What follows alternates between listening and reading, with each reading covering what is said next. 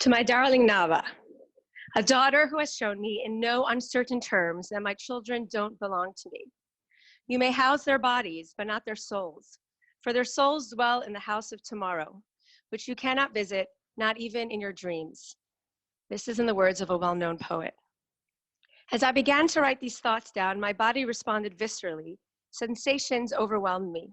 The feeling I had was deep and knowing, and it's going to be difficult to articulate this all to you, especially because I can't make eye contact and connect with you in that knowing way. But I know you're all here listening, and I hope my sentiments land with you and perhaps will even be embraced by you. But I can look at you, Nava. I married young and was still young when Mendel and Yosef were born.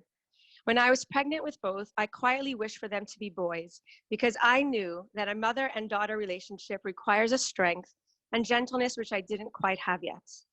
I wanted that future relationship to be real, deep, and to evolve with time.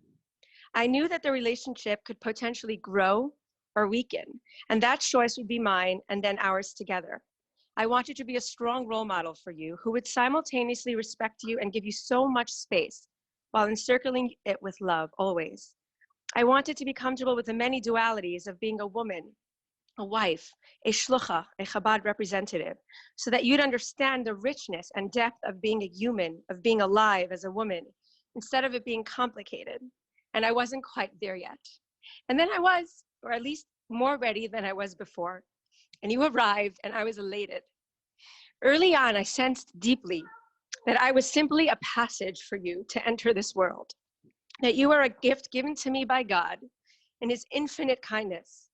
I marveled at your gentle but fierce spirit, your quiet way of observing life and people, and your intuitive interpretations.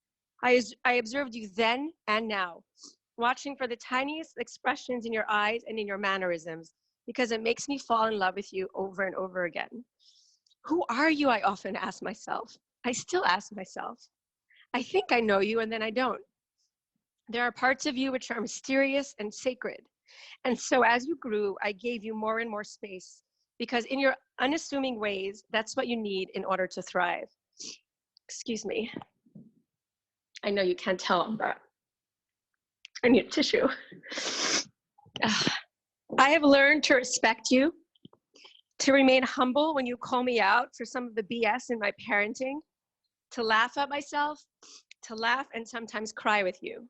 I've learned to grow comfortable with myself and my many roles so that I can model to you what knowing and not knowing looks like, what acceptance and pursuit looks like, what grace and passion look like. You have pushed me without realizing it, actually, you probably do, to be so much more real. Mazel tov. Okay.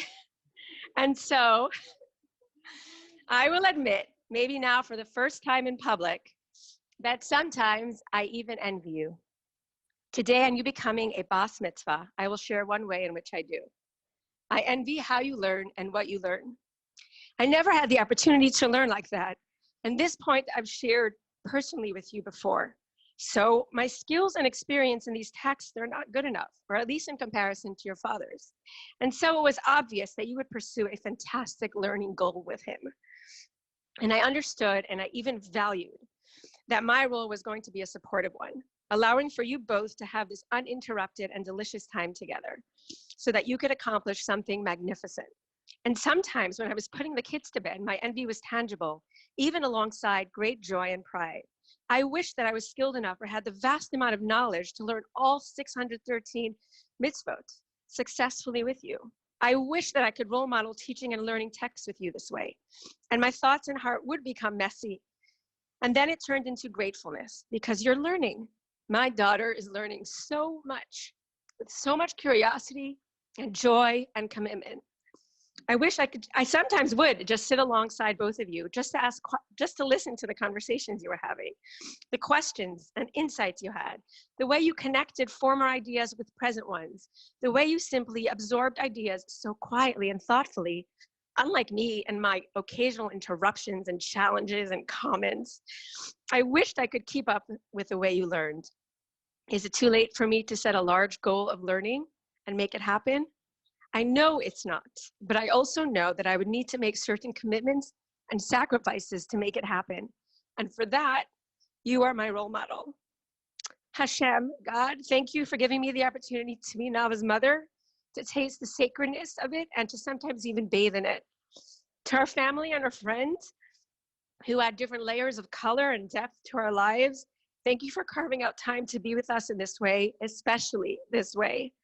Parrots, thank you for co-parenting her with me. Man, I need you to balance me out so that we can raise her and also get out of her way. To Mendel, Yosef, Eli, Shlomo, and Shifra, thank you for surrounding Nava with your love and support, each in your own ways, cheering her on and also understanding what a blessing it is to have her as your sister. And Nava, thank you for being our family. Thank you for keeping me as your mother. Thank you for giving me so many chances at growing our relationship. I know we love what we have between us, and I hope, pray, and I promise you I will work so hard to continue it and nurture it to the very end.